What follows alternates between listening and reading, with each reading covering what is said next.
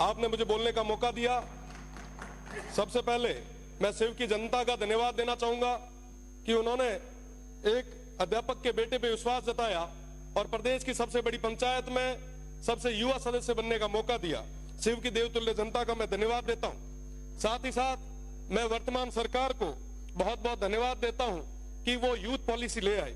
घुमंतुओं और अर्ध घुमंतुओं के लिए पट्टे की व्यवस्था आपने की, जैसा कि पहले मैंने निवेदन किया था, इस सदन में मांग उठाई थी, उस पे काम हुआ, मैं उसकी बधाई देता हूं। साथ ही साथ राइजिंग राजस्थान एक सफल आपका आयोजन रहा, मैं उसकी भी आपको खूब खूब बधाई देता हूं। साथ ही साथ राइजिंग राजस्थान में हम सभी को जाने का मौका मिला, उसके एमओयू के बारे में पढ़ने का मौका मिला। रोज अखबारों में बहुत बड़ी बड़ी बातें उसको लेके लिखी जाती थी। 35 लाख करोड़ के एमओयू हुए, बहुत बढ़िया है, होना चाहिए, स्टेट आगे बढ़ना चाहिए, विकास होना चाहिए, बहुत ज्यादा जरूरी। और जब उसके अंदर देखा कि 35 लाख करोड़ के एमओयूज में और क्या क्या है, तब पता चला कि साहब 28 लाख करोड़ तो हमारे अक्षय ऊर्जा के हैं। बहुत अच्छी चीज है, सब स्टेट में ऊर्जा तो होनी चाहिए। अगर आप वेस्टर्न राजस्थान से ऊर्जा उत्पादित कर रहे हो, ये तो वाकई बहुत बड़ी चीज है, मैं इसके लिए धन्यवाद देता हूं। पर साहब इसकी कीमत कौन चुका रहा है? इसकी कीमत आज के समय में वो सीमांत के लोग चुका रहे हैं। उस अक्षय ऊर्जा के नाम पे आप जितनी भी बिजली जनरेट कर रहे हो, आप बताएं कि इस स्टेट को क्या मिल रहा है उसके बदले। पावर ग्रिड से हम आंध्रा को, तेलंगाना को, बाहर देश के अलग अलग राज्यों को बिजली दे रहे हैं। क्या हमारे किसानों को पूरी बिजली आज हम दे पा रहे हैं क्या? पेल घर में ना जिका चीज की जरूरत है उरी तो पूर्ति आप कराओ।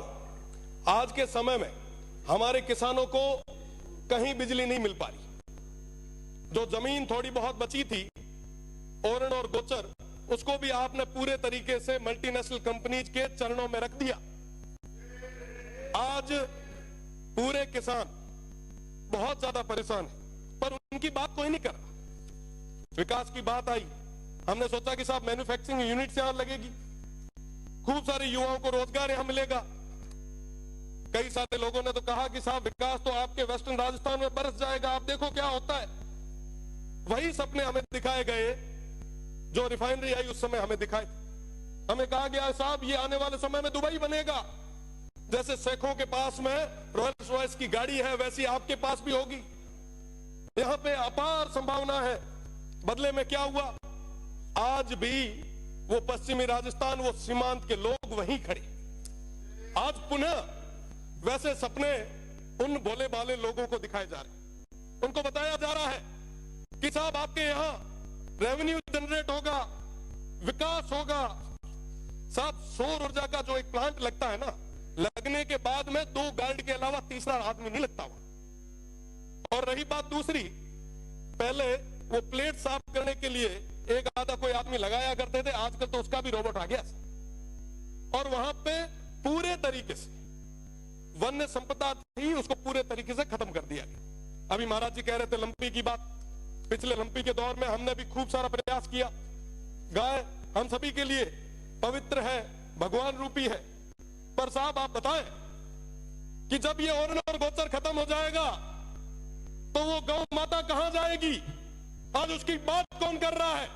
पिछले दिनों भैया गांव में ओरण पे अनैतिक तरीके से, अवैध तरीके से वो अलॉटमेंट हो रहे थे। हमने मांग उठाई, वो लड़ाई लड़ी, बदले में क्या? मुकदमे। क्या मुकदमों से डरा दोगे? क्या मुकदमों से दबा दोगे? मैं आपको कहना चाहूंगा कि वाकई अगर आप चाहते हो, वाकई अगर आप युवाओं के साथ हो, वाकई आप अगर किसानों के साथ हो, मैं आपसे निवेदन करना चाहूंगा कि आप 70% अनस्किल्ड और सेमी स्किल्ड में प्राइवेट जॉब्स में रिजर्वेशन लाएं और कहें कि साहब जहां पे ये काम हो रहा है वहां के युवाओं को हम वरीयता देंगे। आप लाए? आप नहीं ला पाएंगे। मैं चैलेंज करता हूं, अगर आप ले आ पाए तो आप कहोगे वहां खड़े रहने के लिए हम लोग तैयार। साहब आज इस तरीके से आप ये जो काम कर रहे हैं वाकई बहुत दुखद है। लाखों की संख्या में खेजड़ियां कट रही है, वन्य संपदा खत्म हो रही है। आप याद करो तेजाजी महाराज को, बाबू जी को, हड़बू जी को, अमृता देवी जी को, जम्बेश्वर भगवान को, साहब पर्यावरण के लिए उन्होंने पर्यावरण के लिए उन्होंने क्या क्या नहीं किया, पर आज बदले में क्या हो रहा है? हम एक तरफ एक पेड़ मां के नाम लगा रहे हैं और दूसरे तरफ 100 पेड़ किसके नाम पे काट रहे हैं। जवाब मांगती है ये जनता, स्टेट देख रहा है। और मैं तो पश्चिमी राजस्थान के उन तमाम हमारे 47 माननीय सदस्यों से मैं कहना चाहूंगा, अगर समय रहते आपने उस क्षेत्र की आवाज को नहीं रखा तो वो जनता तैयार बैठी है। ये 1 साल निकल गया, 4 साल निकल जाएंगे, पता नहीं चलेगा। साहब उन लोगों के लिए, उन सीमांत के लोगों के लिए अगर कुछ भला कर सको तो कर लो, इससे बड़ा कोई मौका नहीं आना है।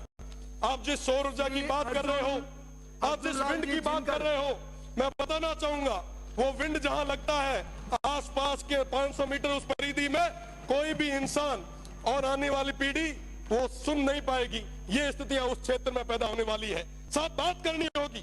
मैं तो निवेदन करूंगा सभापति जी से कि आप नहीं होगा।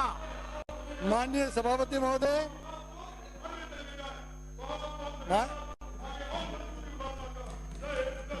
माननीय सभापति महोदय